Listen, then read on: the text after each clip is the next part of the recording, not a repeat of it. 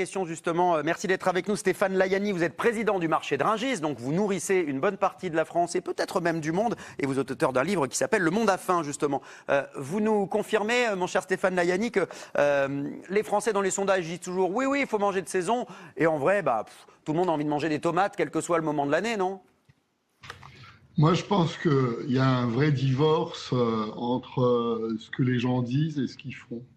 Donc, c'est un paradoxe. Si vous interrogez les Français, si vous interrogez les gens qui sont autour de la table, tout le monde mange des produits de saison, des produits locaux, des produits bio. À la fin des fins, l'inflation alimentaire l'année dernière, elle a été de 1,9%. Alors que l'inflation générale des prix était de 0,3, ça veut dire que la variable prix a beaucoup d'importance, ça c'est le premier point.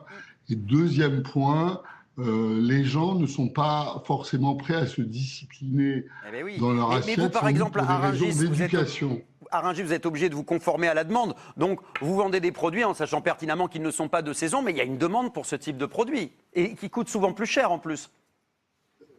Pas forcément, d'abord, pas forcément. Ensuite, on est un pays du Nord, il faut forcément une contre-saison. Parce que, bien sûr, j'adore les rutabagas, les topinambours et les racines. Mais tous les jours, c'est pas terrible. Oui, c'est pas glamour. Il faut dire les choses, il n'y a pas grand-chose. Ou alors c'est produit, comme on le montre d'ailleurs sur votre écran, sous serre, avec pas mal de gaz. Et donc, c'est pas forcément sans empreinte carbone.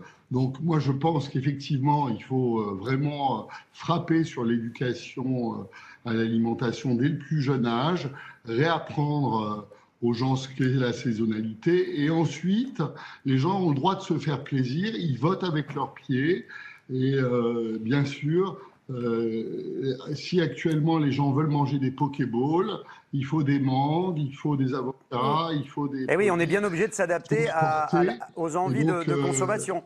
Merci beaucoup d'avoir été avec nous, Stéphane Layani. Merci beaucoup d'avoir été avec nous. Il y a du travail.